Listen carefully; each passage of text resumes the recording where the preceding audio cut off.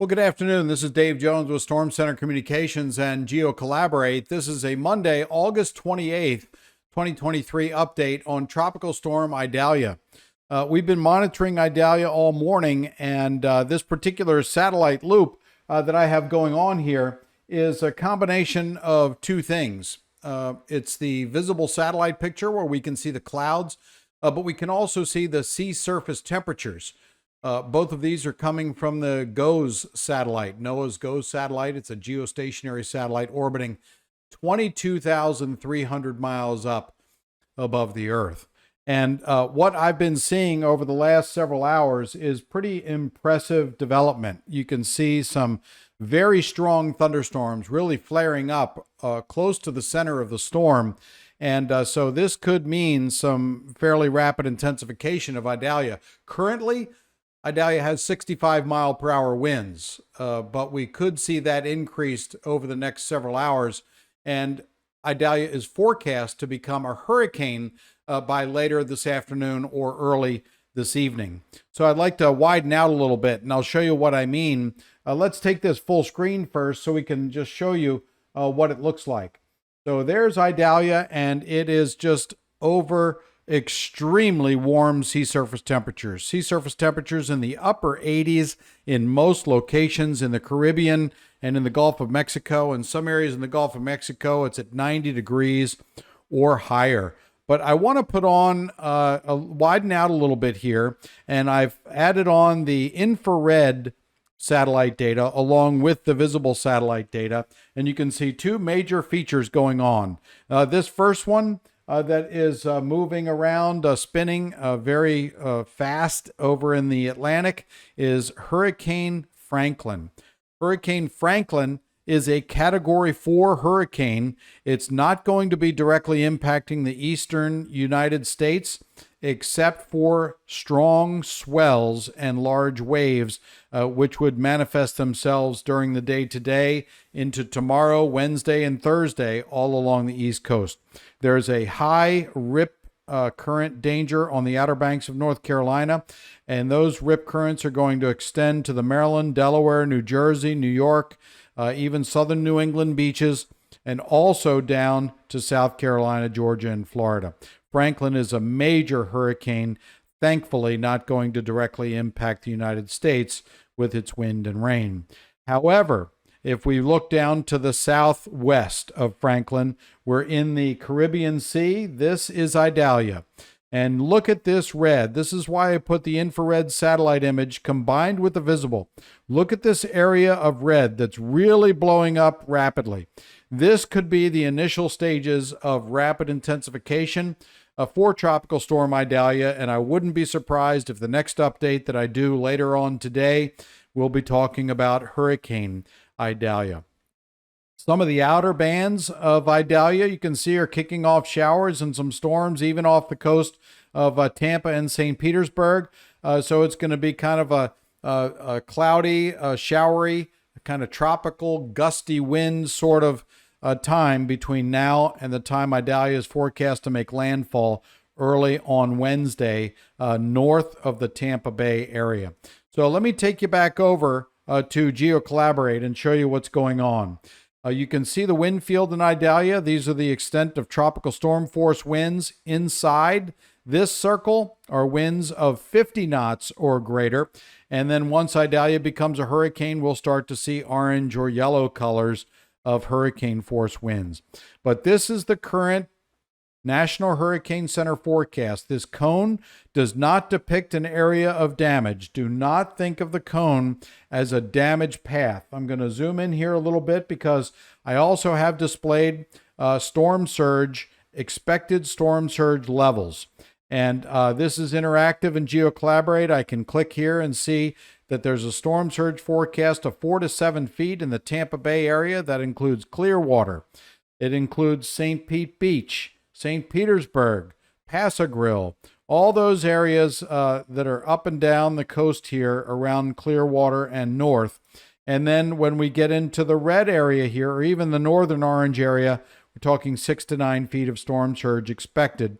And in the red area, 7 to 11 feet of storm surge. This can be followed around into the panhandle of Florida of 4 to 7 feet, and then 2 to 4 feet around Indian Pass and then to the east. So we're talking about a major hurricane that's expected to develop. This is a forecast from the National Hurricane Center, valid at 7 o'clock Central Time, 8 o'clock Eastern Time tomorrow, with a hurricane of 105 mile per hour winds. Now, the wind field is going to be wide in this storm. It's going to be a large storm. So those of you in Sarasota, those of you in Bradenton, even down to Fort Myers and Fort Myers Beach, you're going to have a very gusty tropical storm type wind during the day tomorrow into Wednesday. Even after the storm passes, it becomes a major hurricane right before landfall, and that is forecast to be around 8 in the morning on Wednesday, 8 o'clock in the morning on Wednesday, with 115 mile per hour winds. Now, anybody that's outside of the cone, you will experience perhaps tropical storm force winds. I'm going to put on a data set here. Let me turn on the data set for expected tropical storm force winds and the probability of those winds. So the tropical storm probabilities, I'm turning on here, and you can see the purple is 90 to 100% chance of tropical storm force winds. You can see where Tampa and St. Petersburg is right here. That is a 80 to 90% chance that you will receive tropical storm force winds. If we go down to Sarasota and Bradenton, we're talking about a 70 to 80% chance of tropical storm force winds. That is during the day tomorrow into Wednesday morning. So prepare. If you have the opportunity to prepare for tropical storm force winds south of Tampa, St. Petersburg. So in the Bradenton and Sarasota areas, those kind of winds are likely. Also, inland into Gainesville and even almost over to Jacksonville, we're talking about winds of at least tropical storm force. So I'm going to turn that layer off. And after I turn that layer off, I want to turn on the tropical storm force winds and when they're expected to arrive. So let me turn off the wind probabilities and turn on the earliest reasonable expectation of when tropical storm force winds are going to arrive in Florida. So when we're talking about the Florida Keys, we're talking here, let me zoom or move up just a little bit further here. There we go. Tuesday around 2 in the morning. So that's less than 24 hours from now, we should be experiencing tropical storm force winds in the Keys. By tomorrow morning at 8 a.m., those tropical storm force winds will be entering Fort Myers, Naples, those areas, just maybe south of Fort Myers. So 9, 10 o'clock in Fort Myers. By 11 o'clock in the morning tomorrow, Tampa and St. Petersburg should be experiencing tropical storm force winds. That's winds of 39 to 74 miles per hour. As we move up the coast, look at this. By 8 o'clock in the evening tomorrow, tropical storm force winds should be making themselves known along the Big Bend in Florida and everywhere to the south. Then it will be close to the center. Hurricane force winds will be experienced close to the track where the storm comes ashore. Make sure that you're paying attention to your local emergency management officials, whether or not there are mandatory evacuations. In some counties, there are mandatory evacuations, and in some counties, there are voluntary evacuations. If you know that your structure, your neighborhood, your area floods when you have strong winds or storms that come ashore, make sure that you identify a place to go that is safer than where you live right now.